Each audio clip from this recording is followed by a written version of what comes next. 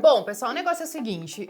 O Luiz, ele apareceu mês passado aqui. A gente teve um papo super legal sobre empresas de dividendos em dólar. Pra quem não viu esse vídeo, eu vou deixar como sugestão pra vocês aqui embaixo também e aqui em cima. Mas hoje a gente vai falar do assunto da semana, Luiz. Assim, não é que o assunto da semana, é que o negócio é o seguinte. Saiu o resultado de Petrobras. Exato. 38 vezes o lucro que ela tinha tido no primeiro trimestre de 2021. Mais de R$3,71 de dividendos pro acionista. E a galera comentou, caramba, Petrobras tá usurpando a galera e não sei o quê. Mas existem motivos e a gente vai falar então do setor de petróleo, mas nós vamos falar além de Petrobras. Porque recentemente eu falei de Petrobras aqui no canal também. E aí, tem muita gente que olha ano eleitoral e fala assim, mas tem o risco por ser ano eleitoral. Porque você já tem meio que mapeado os candidatos, propostas, o que pode mudar, o que pode impactar. A gente sabe que parte disso já começa a aparecer no preço, então a gente vai tentar trabalhar com outras empresas que às vezes não estão tão no radar da galera, mas para aproveitar esse momento do petróleo que a gente está vivendo. Antes da gente começar, Luiz, a introdução longa essa, né? Tudo bem. Eu vou pedir pra galera se inscrever aqui no canal, deixar o like. Tem um relatório de todas as empresas que a gente vai falar aqui embaixo na descrição, trazendo realmente questão de como funciona o modelo de negócio. E a gente vai bater um pouco nessas empresas, trazer questão de múltiplos pra gente entender o que talvez está valendo mais a pena e essa questão do momento. Mas antes, Luiz, eu queria que você trouxesse pra gente a explicação desse resultado de Petro, mas eu acho que é muito alinhado com o petróleo, não tem o que fazer, né? Não tem, exatamente. Bom, primeiro, obrigado pelo convite e pela confiança novamente. É isso, Petrobras tá surfando a onda de alta de petróleo e a gente tem falado muito aqui na casa que essa alta, ela precede um pouco a guerra, inclusive, né? A gente tem duas situações em paralelo. A gente tem uma situação de queda na exploração de petróleo já de alguns anos para cá, muito por conta dessa agenda ESG, e a gente corroborou um pouco, o preço, na verdade, foi bastante afetado também pela guerra. Então a gente tem uma dinâmica de médio prazo, que é essa de oferta para baixo de petróleo e consumo praticamente estável, ou caindo muito pouco, e a gente tem uma dinâmica de curtíssimo prazo, que é efeito da guerra. E como você bem falou, a gente sempre teve basicamente uma empresa de petróleo na Bolsa Brasileira. Hoje a gente tem mais opções com riscos diferentes e a gente vai falar um pouco delas a seguir. Tem um gráfico, mas que aí acho que você usou para uma outra empresa que você estava estudando, que era a Exxon, né? Eu cuido da carteira de ações globais também aqui na Levante e a gente vai fazer uma alteração nessa carteira. A gente vai, acho que quando o vídeo for postado, provavelmente já vai ter ido. A gente vai colocar a Exxon na carteira, que também é uma empresa que, diferentemente do governo americano, que está imprimindo dinheiro basicamente a partir de ar rarefeito, a Exxon está fazendo um caixa monumental e está distribuindo isso para os investidores. Ela praticamente é uma máquina de dinheiro real. E o ponto, eu acho que é muito também essa própria questão da tese do petróleo em si, que é isso que você falou. Você tem investimentos menores na exploração e descoberta, teoricamente, né, de petróleo, de gás, etc. e tal, mas a demanda continua a mesma e isso vai refletir no preço. E isso não é para curto prazo, você estava falando, né? Exato, porque assim, a gente tem, se você quiser colocar o gráfico, a gente coloca. Tá na tela. A gente tem nos últimos 10, 11 anos uma queda bastante grande nas novas descobertas de óleo e gás, como você falou, e no investimento das empresas em pesquisa e desenvolvimento. É um tipo de equação que a gente não corrige da noite para o dia. Então não adianta hoje uma Exxon da vida, uma Petrobras da vida, sair ensandecida tentando colocar um caminhão de dinheiro para pesquisa, porque um projeto desse, entre começar e estar em produção, ele leva aí 6, 7 anos tranquilamente. Né? Então, quer dizer, a gente está falando da talvez parte mais básica de aula de macroeconomia, que é oferta e demanda. Se a gente tem oferta para baixo e demanda estável, a gente vai ter preço para cima. Má notícia para os nossos bolsos, né? Provavelmente... Gasolina continuará cara. Exato, já tem um aumento aí no forno, acho que faz 57 dias já do último aumento. Realmente, Petrobras tem esse risco político que a gente conhece já de longa data. Acho que talvez desde a fundação da Petrobras exista o problema de o petróleo é nosso ou não. Então fica essa discussão, a gente não entende muito bem a função da empresa na sociedade. Mas, de qualquer forma, essa dinâmica de petróleo, se a pessoa, quem está nos assistindo, quer tentar surfar um pouco do que a gente está comentando do petróleo mais alto por algum tempo, tem opções que não têm a ingerência política ou seja, o risco é um pouco diminuído para esses papéis. Eu sei que tem uma galera que investe em Petrobras aqui no canal, porque o último vídeo que eu fiz, e foi muito olhando os dividendos, né? Porque desde o ano passado a gente já sabia que ia ser uma porrada de dividendos, dado da distribuição, que essa questão do petróleo não é de agora, né? O que você falou, é antes de guerra, tá vindo, não tem o que fazer. Tá vindo. Então, assim, era previsto essa questão dos dividendos um pouco mais alto, mais agora ainda que ela fez esse anúncio, então eu sei que tem gente que está posicionada nisso.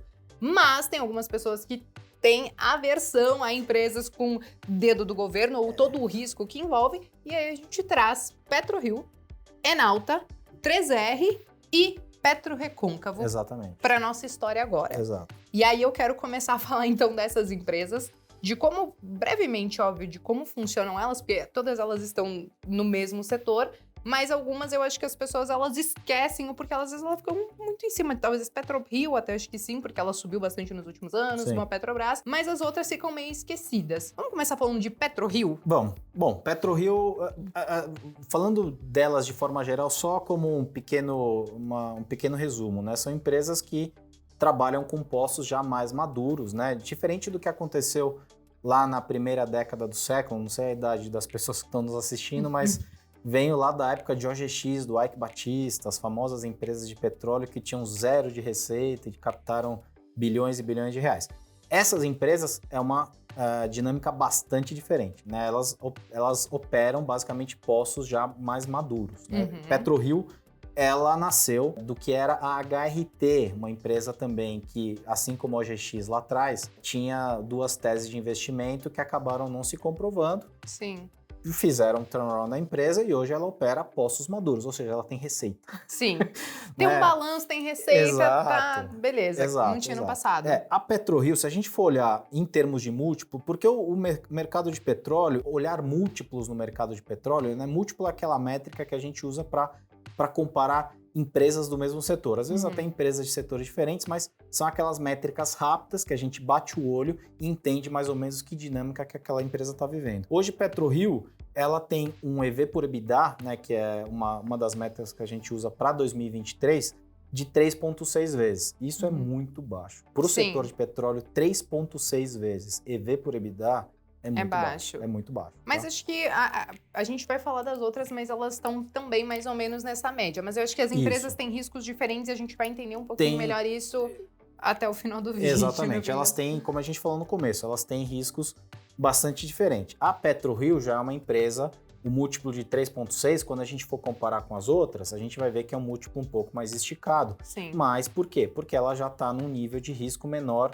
de execução. Ela já opera poços maduros, os poços já estão produzindo. Diferente de uma 3R, por exemplo, que a gente vai falar. Diferente de uma 3R, exatamente. Só para a gente contextualizar. Então, o múltiplo de 3R, o EV por EBITDA, né, que de PetroRio é 3,6 para 2023, a gente está falando de 1,4. Por que um é 3,6 e o outro é 3,4? Esse 1,4, ele reflete um risco maior de execução. Por quê? Porque é uma empresa que se preparou para todo esse processo de desinvestimento que a Petrobras tem feito nos últimos anos.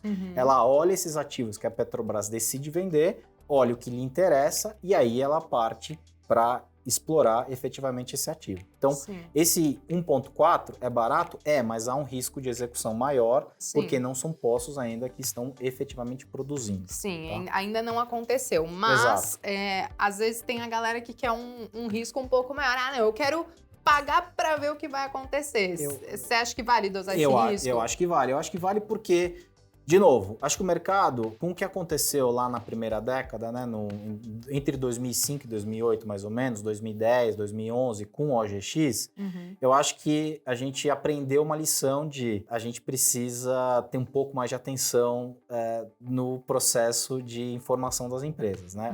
Na época, a OGX usava uma série de dados que eram bastante discutíveis, né, para a gente falar usar um eufemismo aqui. Hoje, o mercado já aprendeu. Então, as empresas, elas já têm um nível de governança muito maior e muito melhor. Então, é um risco maior uma 3R contra uma PetroRio? Mas se efetivamente é a história de risco-retorno. Você corre um risco maior, Mas se a empresa conseguir entregar o que ela tem dito que vai entregar, eu acredito que sim, vai conseguir entregar, é um retorno maior também. E ela vai surfar a mesma dinâmica de preço de petróleo que a gente está comentando. Sim, estão no setor. Exatamente. Nós temos também a PetroRecôncavo. Ela é uma empresa menor. Quais são os riscos dela se a gente comparar, por exemplo, com as outras duas que a gente trouxe? Porque a gente tem PetroRio um pouco mais madura, a gente tem uma 3R que está acontecendo, com probabilidade de acontecer, e PetroRecôncavo. A PetroRecôncavo ela é menor, né? Ela tem 2 ativos só, um é localizado na Bahia e outro no Rio Grande do Norte. É uma empresa que já tem um track record bom, ela trabalha, digamos, sem muito alarde desde os anos 2000. Tá? Então, ela, se a gente olhar de novo, comparando com o múltiplo, como a gente falou, de PetroRio a 3.6, 3R a 1.4, PetroRecôncavo está em 3.2 vezes EV por EBITDA para 2023. É um risco muito similar ao que a gente tem em PetroRio, mas com um portfólio menor. Então, eu acho que talvez... PetroRio até então faria mais sentido. Exatamente. Nesse aspecto, eu acho que PetroRio me parece fazer mais sentido, porque tem um portfólio um pouco maior, o múltiplo um pouquinho mais avançado, mas eu acho que 3.6 contra 3.2 não é algo que salte aos olhos, está um super desconto, nem um super precificação. Eu acho que está bastante bem precificado esses 2 ativos. Tá? E por último, e menos importante, inclusive, já começa a se desfazer da empresa, né? Tem Enauta, né, Luiz? Eu acho que a Enauta é não sei se é patinho feio, mas enfim, entre as comparações que a gente tá fazendo, qual é a sua visão pra ela? Ela é a que tem os múltiplos mais descontados. Mas aí a gente, como a gente falou de múltiplo de 3R mais baixo, a gente explicou o motivo do porquê esse múltiplo é mais baixo com relação a PetroRio e PetroRecôncavo. Já a Enauta, a gente tem uma dinâmica um pouco diferente. A Enauta, ela é o que era a QGEP, Queiroz Galvão Exploração e Produção, lá da época do Eike Batista também, da mesma época de HRT, de OGX e de QGEP. Né? A QGEP ela é uma empresa que nasceu com um poço de gás já produtivo, que era Manati, se eu não me engano, e depois ela acabou sendo muito afetada por todas as histórias de Lava Jato e corrupção que a gente viu bastante no noticiário. Sim. Então, é uma empresa que fica, apesar de ter mudado, ter evoluído em governança e tudo mais, sempre fica aquele... O histórico. Exato. Ela muda o nome, mas acaba ficando com o histórico e teve algumas...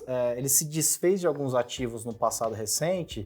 Eu acho que acabou se desfazendo num preço muito baixo para a empresa, talvez por motivos talvez não tão nobres, né, em função da diretoria, em função do histórico da empresa, fazer frente a todos os problemas que ela enfrentou na Lava Jato. Então, ela tem um múltiplo baixo. Ela, nos nossos cálculos aqui, ela está em 1.4. Então, se a gente olha... Para 2023. Para 2023, EV por EBITDA de 1.4 para 2023. Se a gente olha 3R, que a gente comentou, 1.4 e Enauta 1.4, eu sou muito mais 3R do que Enauta por todo esse ambiente que a gente está comentando agora. De risco e do que pode acontecer. Exatamente. Deixa eu colocar essa tabelinha na tela, só para a galera fazer um comparativo, porque a gente trouxe, então, a perspectiva para 2023, vocês estão vendo, tem Petrobras, que a gente acabou comentando no início, mas a gente acabou não trazendo, porque a gente queria falar além do óbvio de Petrobras. Exato. E tem gente que investe por questões de dividendos, mas a gente sabe que esse múltiplo, às vezes até mais baixo, e que uma PetroRio, por exemplo, acho que tem esse risco político também, existe toda essa questão em cima. Mas, dado todas essas comparações que você trouxe pra gente, Luiz, quais seriam as suas escolhas dentre essas empresas, fora a Petrobras? Olha, eu acho que para aquele investidor que tem um perfil mais conservador, mas quer surfar esse momento de petróleo, e de novo, não é um momento, para mim, de curto prazo. Humildemente falando, não vai durar 2 meses, 3 meses. De novo, isso vai durar algum tempo.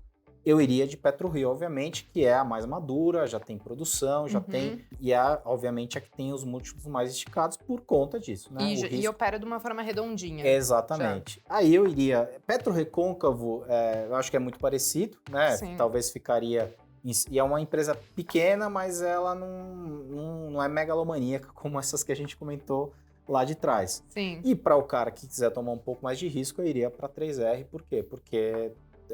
uma vez e meia para 2023, dado que a gente dificilmente vai ver esse mesmo filme de OGX lá atrás, que Sim, trouxe todo esse amargor do setor, sim. eu acho que é uma ótima opção também. Então, assim, eu acho que tem, né, para um chinelo para cada pé cansado. Eu acho que 3R para aquele que é mais arriscado, PetroRio a menos arriscada de todas e PetroRecôncavo ali no meio do caminho com um portfólio diferente de PetroRio. E Enalta, eu particularmente não teria exposição. Passa fora. Exatamente. Boa, Luiz. Eu acho que a gente conseguiu trazer um pouco desse cenário do que está acontecendo, uma perspectiva até mesmo, né, para commodity em si. Que, né, apesar de a gente sempre. Muita gente olha, né, para as commodities como um todo com um certo receio, mas não adianta. Dado tudo que está acontecendo, Exato. é muito difícil a gente voltar a ver um petróleo tão baixo. A não ser um petróleo tão baixo, a não ser que aconteça algo muito extraordinário que a gente não está esperando. Mas, dado o que a gente está vendo de investimento, de descobertas e de demanda, o fim do petróleo, que muita gente um dia acha que vai acontecer, provavelmente vai demorar ainda muitos e muitos anos, né? A gente está falando basicamente de uma dinâmica que vem dessa agenda de transição energética, né? Transições de energia, né, como a que está acontecendo agora, elas demoram mais tempo do que efetivamente as pessoas planejam, né? Sim. Elas demoram talvez cerca de 100 anos e a gente está falando de uma transição que querem colocar quase que goela abaixo em 30 anos. Infelizmente, o planejamento, ele não vai, eu acho que ele não vai conseguir ser cumprido, né? Sim. E aí a gente vai ter, de novo, a gente está dizendo que o petróleo vai para $200? Não, a gente está dizendo que o petróleo vai se manter pressionado por algum tempo, até que Sim. as coisas, basta a gente ver o que está acontecendo com a Europa. A Europa acabou ficando na mão de gás e petróleo russo. Sim. E tem inflação ao produtor na Alemanha mês passado, foi de energia foi de 80%. Luiz, sabe qual é a questão, Luiz?